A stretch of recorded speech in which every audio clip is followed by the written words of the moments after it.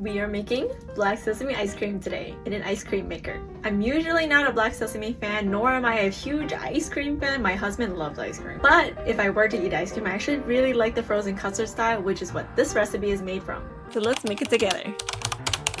And I made it so that way you use the whole egg, so you don't get any leftover egg whites, and you mix it all into one pot, cook it up, cool it in the same pot. Because I hate doing dishes, so I'm trying to minimize the amount that I need to wash.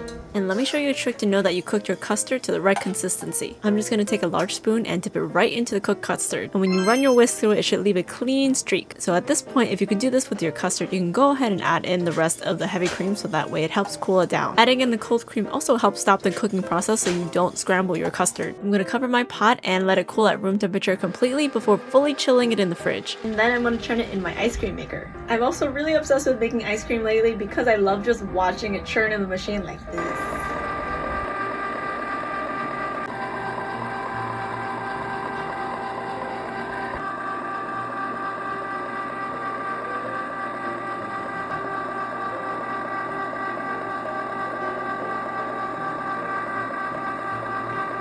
Yay, we did it! I hope you get a chance to actually try this recipe. If you do try it, please let me know in the comments or on my recipe blog post because that really helps me to let me know what you think.